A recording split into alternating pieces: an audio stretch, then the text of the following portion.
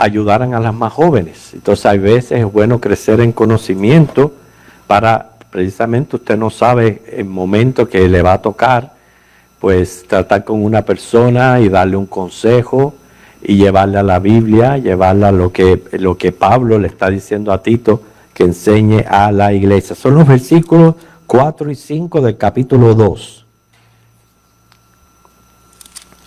Fíjense, que enseñen a las mujeres jóvenes a amar a sus maridos y a sus hijos, a ser prudentes, castas, cuidadosas de su casa, buenas, sujetas a sus maridos, para que la palabra de Dios no sea blasfemada. Así que encontramos aquí que debían de aprender, son prácticamente 4 cosas que se les exhorta. Número 1, a que amaran a sus maridos e hijos. Segundo, ser prudentes y castas, o sea, prácticamente tener calidad de personalidad. Tercero, cuidadosas de su casa. Y en cuarto lugar, dice, buenas y sujetas a los maridos. Y lo que tienen que estar pendientes, hermanas todas, es que dice que es para que la palabra de Dios no sea blasfemada. ¿Por qué está diciendo, mencionando la palabra de Dios, que no sea blasfemada? Porque es que en la palabra de Dios, Dios revela su voluntad en cuanto, y no solamente a las mujeres, también a los hombres, en cuanto a cómo se debe llevar a cabo una relación matrimonial, para que esta relación funcione apropiadamente según las directrices de la palabra de Dios. Y claramente una de las cosas que de todas estas 4 que hemos mencionado, quizás con la que más se tiene problema es con el aspecto de la sujeción. ¿No es cierto, hermanas? Que les cuesta trabajo, que es un poquito difícil la sujeción, porque hay mujeres que son bien fuertes, que en la boca en vez de dentadura tienen dictadura. Y hay que aprender dice que sobre todo tener en mente que es la palabra que Dios la que nos habla, y por eso vamos a acudir a la misma palabra. Efesios 5, 22 al 24.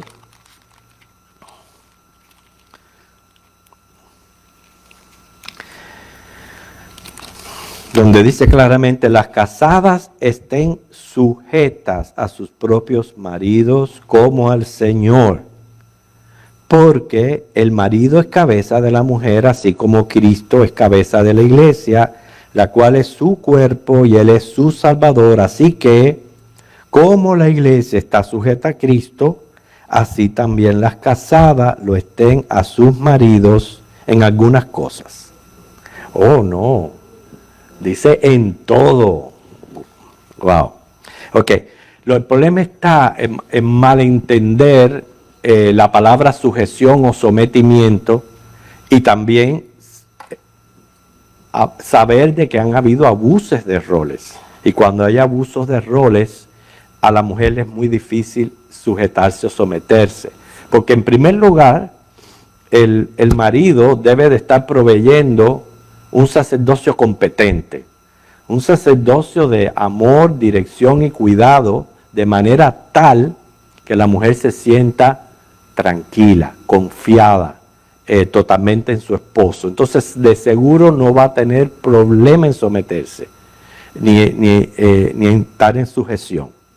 Porque las mujeres, hermano, parte de su carácter, de su naturaleza, de la manera como Dios las hizo, es que ellas tienen que tenerlo todo resuelto. Todo. No puede quedar nada que no esté resuelto. Y cuando entonces los esposos no lo hacen, pues obviamente ellas ocupan ese lugar, y a veces eso se malinterpreta. Pero de todas maneras, no hay manera de suavizarlo. Dice la palabra que las mujeres estén sujetas en todo a sus maridos, pero sujeción en ningún momento implica inferioridad, pérdida de identidad, convertirse en un ente no pensante, una obediencia ciega, vivir con la sensación de sentirse usada, pisoteada, o permitir que el esposo viole inclusive leyes y que abuse de la mujer en 4 aspectos de la vida, que es abuso físico, verbal, mental y emocional. Y someterse no significa que usted tiene que permitir ninguna de estas cosas. Someterse preciosamente implica que usted se va a colocar, fíjense, colocarse voluntariamente dentro de un orden que ha sido Dios quien lo ha establecido. Eso no es de hombre, Dios ha sido el que lo ha establecido, es un orden. Usted voluntariamente se coloca en un orden, pues al fin y al cabo fue usted quien dio el sí cuando se fue a casar. Y miren, ahora tenemos un grupo que va doblemente a decir que sí. Pero fue usted quien dijo que sí, nadie la obligó a casarse. Y si usted dijo que sí, ese sí implicaba que usted se iba a colocar voluntariamente dentro de ese orden para cumplir con una función dentro de un cuadro social completo. Inclusive el término bíblico que se usa para someterse es upotazo. Y la mujer moderna dice, upotazo, un zapatazo te voy a dar yo si no, en la cabeza si no haces lo que te digo. Sí, pero no. Upo es un prefijo que significa debajo y tazo significa completar. Así que usted significa ponerse debajo para usted completar un todo. Reconociendo el sacerdocio de su esposo, permitiendo que sea la cobertura de protección para usted. Por eso que hay que tener mucho cuidado con lo que se promueve en la sociedad, porque la sociedad promueve un gobierno matrimonial democrático. Eso es lo que se está promoviendo hoy día. Todo igual, las partes iguales. Y no es así, no funciona.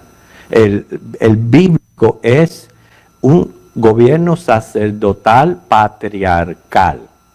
Eso es lo que Dios ha establecido, es lo que funciona y por eso es que hay tanto desorden. Aparte de eso, el mismo Dios nos hizo, que claramente lo dijo, varón y hembra los creó. Y hermano, esa diferencia fisiológicamente es diferente precisamente para poder cumplir con los roles dentro del seno familiar. ¿Por qué? Porque la familia es muy importante para Dios. Recuérdense que de la familia, del matrimonio, de la unión matrimonial, es que se concibe, se fecunda, nacen hijos. ¿Y quiénes ustedes creen que nacen? Los ciudadanos del reino de los cielos. Es como se está estableciendo el reino de los cielos. Por eso que es tan importante para Dios en este momento la familia y el matrimonio. Y por eso es que Dios ha dado instrucciones para que la familia funcione ordenadamente. Me gusta leer en este aspecto 1 Corintios 11, versículos 11 y 12.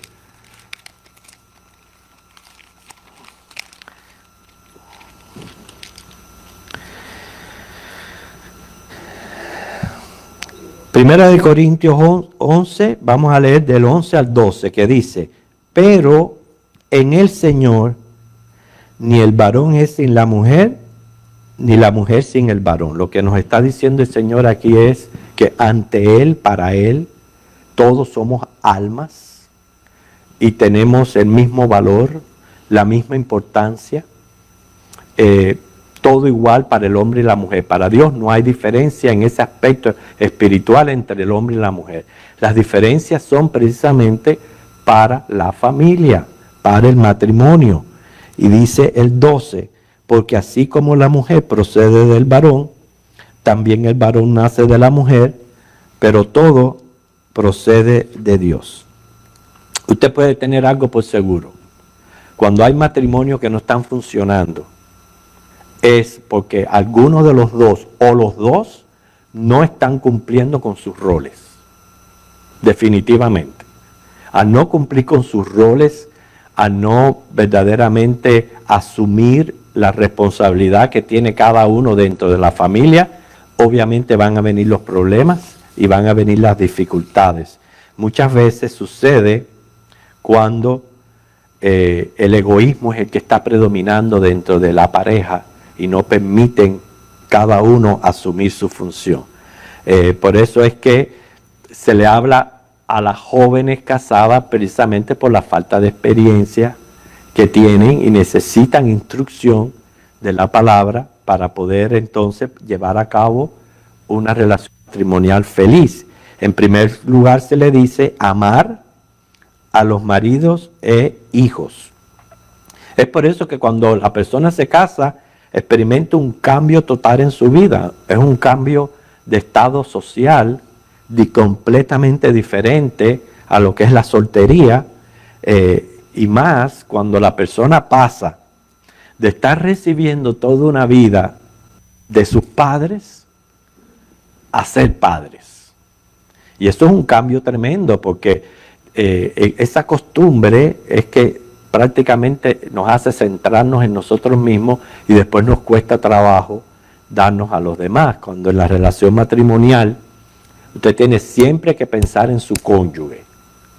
Y si ambos hacen eso recíprocamente, ambos terminan recibiendo. Ninguno queda corto. Lo malo es cuando hay una persona que lo quiere todo para él y no da.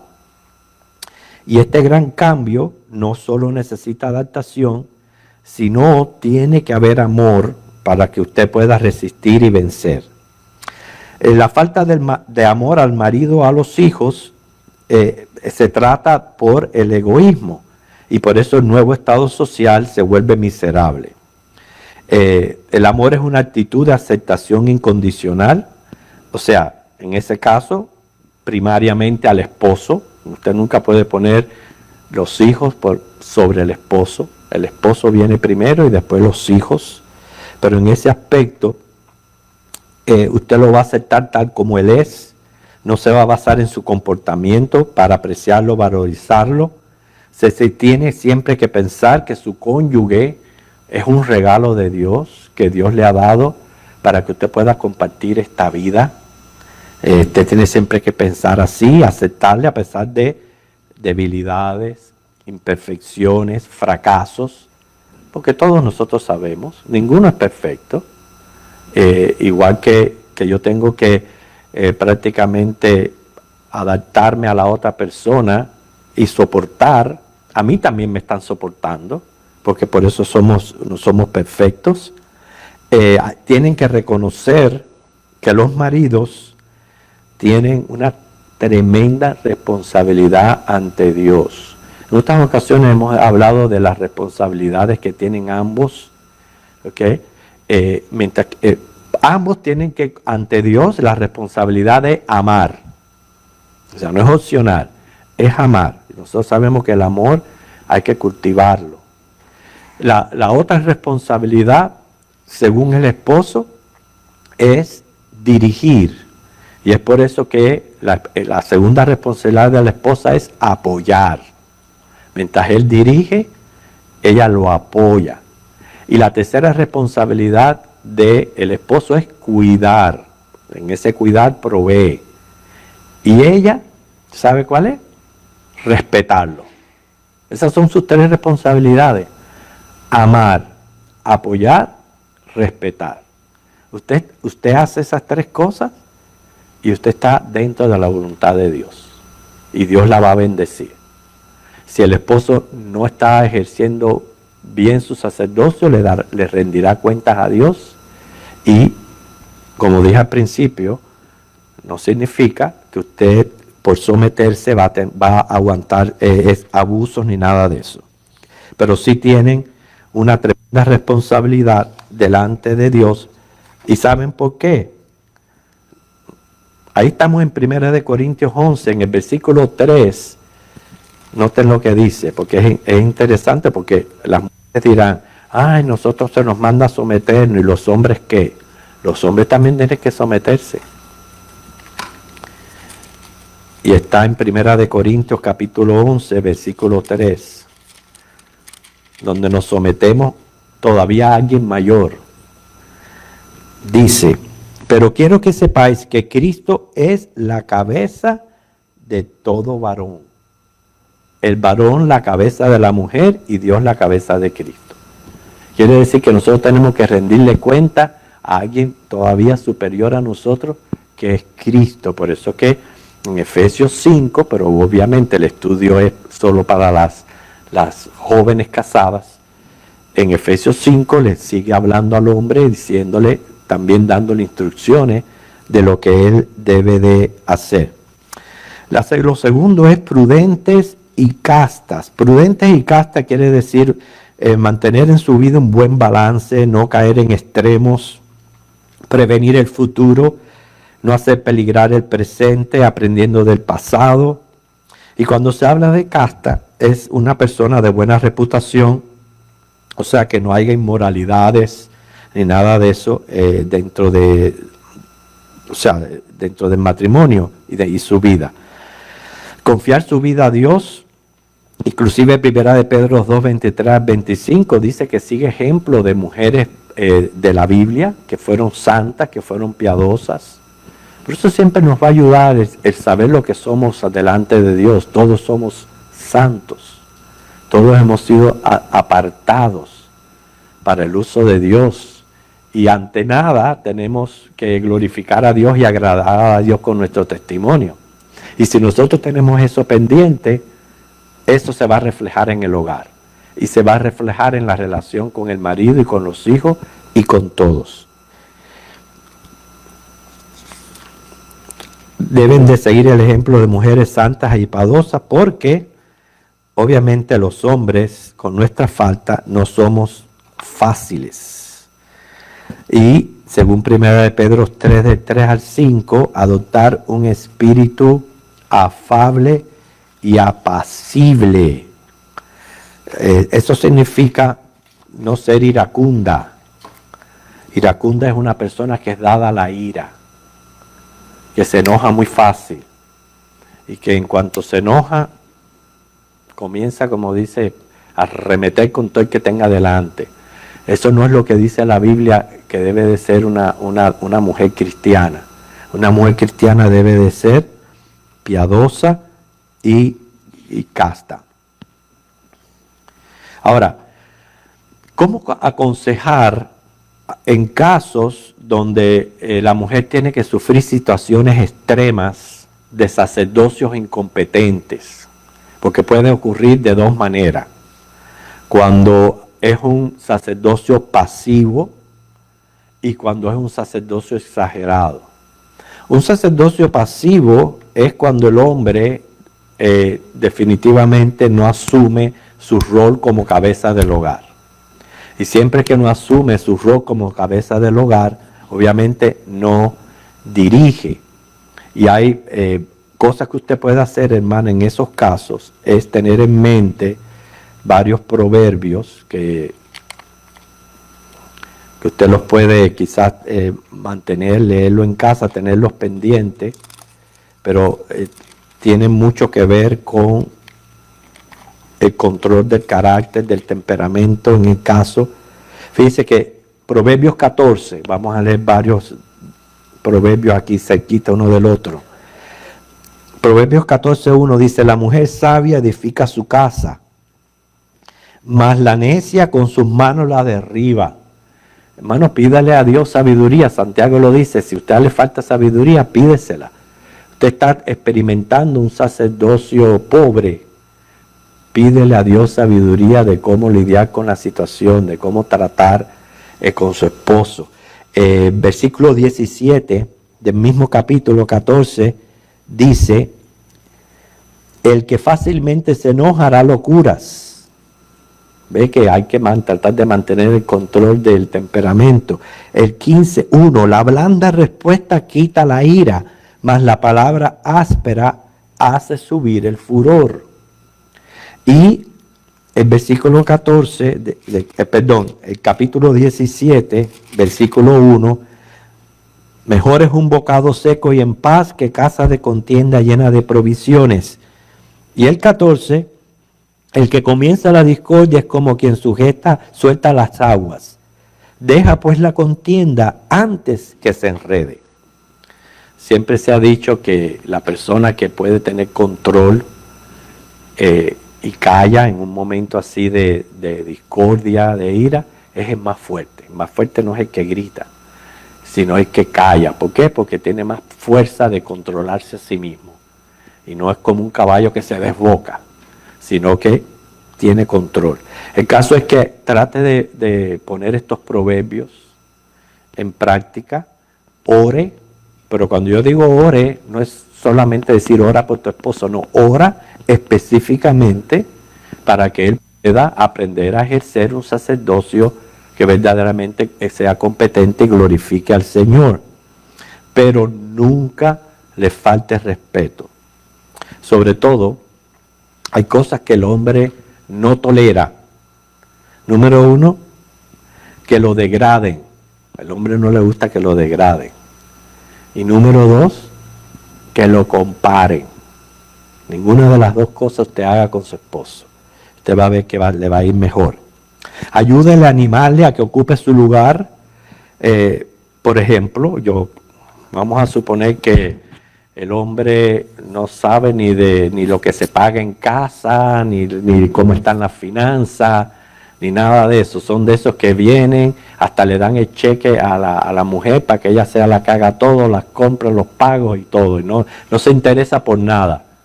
Ese es su caso. Bueno, usted en vez de hacerlo, te vaya y le pregunta, mira, esposo mío, ¿cuánto tú crees que debemos de pagar en la visa? ¿Están tomando la idea? La idea es que lo está involucrando, le está dando a él que él sea quien decida y que él sea quien tome el rol de dirigir la casa en vez de usted asumir el rol y que él siga en un reclinable todo estirado viendo televisión. Ahora, el otro caso es peor, porque es el caso de un sacerdocio ya extremista, extremo, donde estamos hablando de un marido dictador, un abusador, alguien que demanda sujeción a pesar de su pésimo sacerdocio, demanda sujeción. Ese es otro caso. Prácticamente la sociedad lo ha promovido mucho el machismo. Precisamente por el machismo ha surgido el feminismo y se ha vuelto todo un caos y un descontrol dentro de lo que Dios quiso que fuera un matrimonio funcional. Primeramente, un hombre así se la va a tener que ver con Dios. Número uno, verdaderamente le va a tener que rendir cuentas a Dios. Y más si su maltrato es con una cristiana. Si maltratar a una mujer, pegarle a una mujer, abusar de una mujer, degradar a una mujer es inconcebible, peor es si es una hija de Dios. Peor.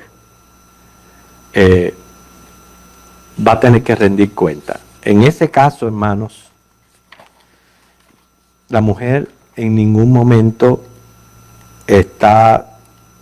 tiene que someterse a una situación así, porque el matrimonio es para vivir una relación y ser felices. Es más, esa es la meta que debe de haber en cada cónyuge, hacer feliz a la otra persona, hacer feliz. Y muchas veces, a veces pensamos que los divorcios es solamente para adulterio. No, el matrimonio es un pacto, es un convenio. Y en ese pacto y convenio, usted está dando su palabra de que usted va a cumplir con sus responsabilidades para con su cónyuge. Y si usted no lo está cumpliendo al punto que abusa, maltrata a su cónyuge, pues entonces usted está rompiendo el pacto matrimonial. O sea, la mujer no tiene por qué someterse a eso. Precisamente eso ha dado lugar a muchos femicidios y situaciones graves, porque es una persona así, muy difícil que cambie, solamente Dios lo puede cambiar. O sea, tiene que tener mucho cuidado.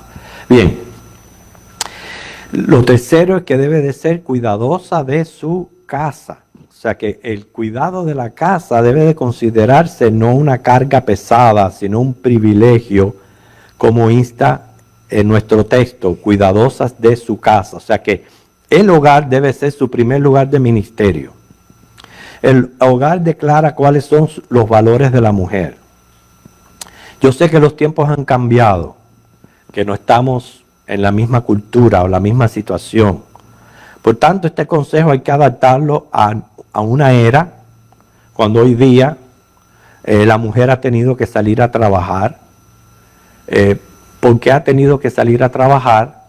Para ayudar a su esposo en su responsabilidad de cuidar y de proveer financieramente para la familia. ¿Por qué? Porque con un sueldo no alcanza. Tienen que ambos salir a trabajar. Pues si ambos salen a trabajar, es un tipo de abuso que después que los dos salen a trabajar, la mujer llegue a casa y tenga que entonces asumir todo el trabajo del hogar. Es un abuso.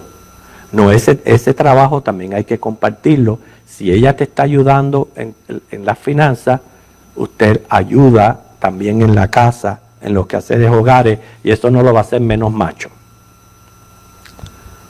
¿Ok? ¿Por qué? Porque las eras van cambiando. Yo tengo aquí según estudios de las ciencias sociales, han identificado 3 eras diferentes que sirven como un breve bosquejo de la historia familiar. Y es muy interesante, lo comparto con ustedes. Eso se conoce como la era agrícola, la era industrial y la era de la informática. Y cada una de estas eras abarca un periodo de la historia que ha impactado tanto la familia, el trabajo como la sociedad. Por ejemplo, la era agrícola es la que abarca la mayor parte de la historia. Imagínense que va desde el principio de la creación hasta el 1860. Estamos hablando de aproximadamente 8.000 años. La era agrícola. ¿A qué me estoy refiriendo? La ocupación de la mayor parte de los obreros era ¿qué? La agricultura o el ganado, o sea, era el campo. Y el contexto principal eran pueblos pequeños. Y la unidad clave era la familia extendida. Cuando me refiero a una familia extendida, que se vivía en clanes, con hermanos, primos, tíos, abuelos, bisabuelos, todo el mundo vivía prácticamente unido, y se usaba mucho el patriarcado. Se levantaba el patriarca y todo el mundo oía y obedecía al patriarca. Ese fue el contexto. El concepto de trabajo era el hombre salir a buscar la comida, sembrando, cazando, pescando, y la mujer atender el hogar, los hijos, los animalitos, el huerto. Inclusive, hermano, por esa razón Dios hizo los cerebros diferentes para estas tareas. Porque según el doctor Richard Redstack, que es un neurólogo de la Facultad de Medicina de la Universidad de Georgetown, Washington, dice que tanto en niños como en niñas, las habilidades verbales y especiales tienden a localizarse en hemisferios cerebrales diferentes. Dice que el hemisferio derecho es para tareas prácticas que no son verbales, y el hemisferio izquierdo para las tareas verbales. ¿Usted quiere saber por qué las mujeres hablan tanto? ¿No? Porque en las mujeres se pueden encontrar actitudes verbales y no verbales en cualquiera de los hemisferios. O sea que ambos hemisferios tienen actitudes verbales. El hombre no. El hombre solamente tiene en el hemisferio que debe. ¿Okay? El hombre al nacer muestra una mayor capacidad, miren lo que como es Dios, visual, direccionar, coordinan mejor el cuerpo, son más toscos para manualidades, tienen más curiosidad por explorar el medio ambiente, son más hiperactivos y, no lo discuta, mejores choferes. No lo discuta, hermano. ¿Por qué? Porque así Dios nos hizo. Fíjate, nos capacitó hasta en el cerebro. ¿Para qué? Para que el hombre, imagínate que saliera al bosque a cazar, a buscar la comida y que el pobre hombre se pierda porque no tiene sentido de dirección. No regresa nunca a la casa. No, Dios le dio esa capacidad y a la mujer esa capacidad, ese sentido para poder apoyar, para poder dar consejo, para poder dar sugerencia. Por eso es que ambos se necesitan el uno del otro y ambos están chuecos o cortos si no tiene al cónyuge, porque se necesitan en este aspecto. Bien, continuamos con la era.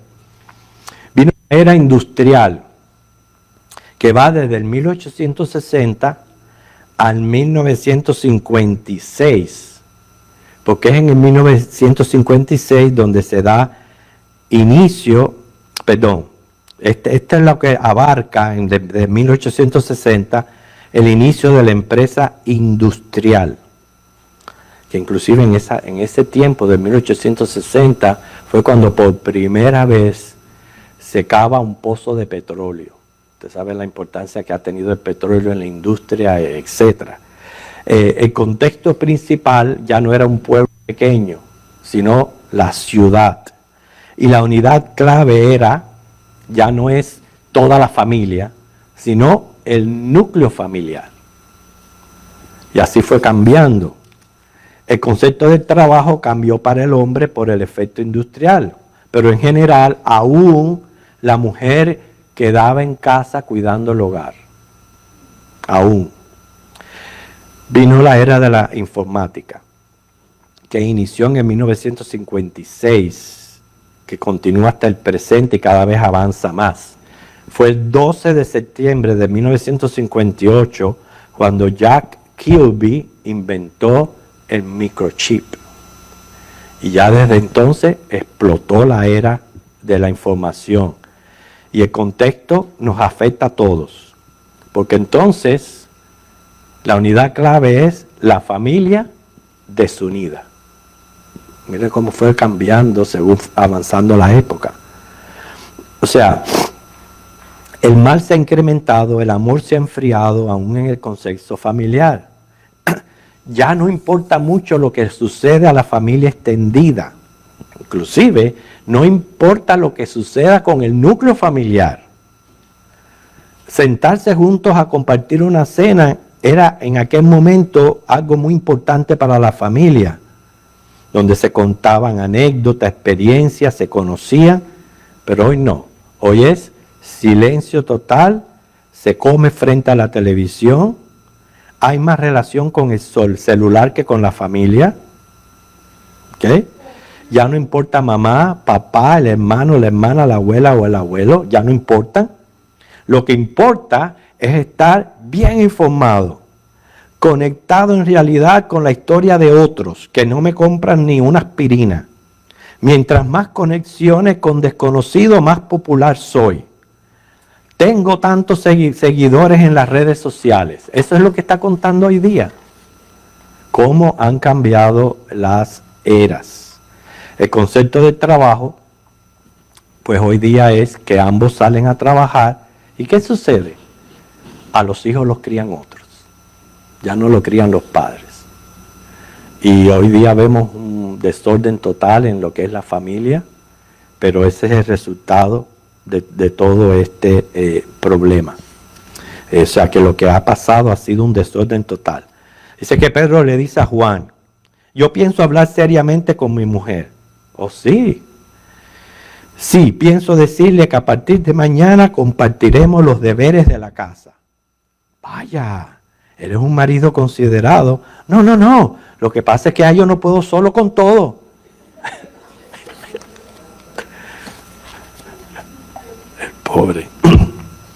El último aspecto, hermanos, es buenas y sujetas. Ya estuvimos hablando de la sujeción, que es algo que Dios les ha pedido que hagan por el bien de la familia, por el orden, porque inclusive hasta en los mismos animales salvajes se muestra de que siempre sale uno que es el que va dirigiendo y todos le siguen atrás, los elefantes, los caballos salvajes. Entonces, no, los dos no pueden ser cabeza. Uno tiene que ser cabeza y el otro es ponerse debajo, que es el upotazo, ponerse debajo. Ese que está a la cabeza tiene que estar dirigiendo competentemente el hogar y la mujer apoyando.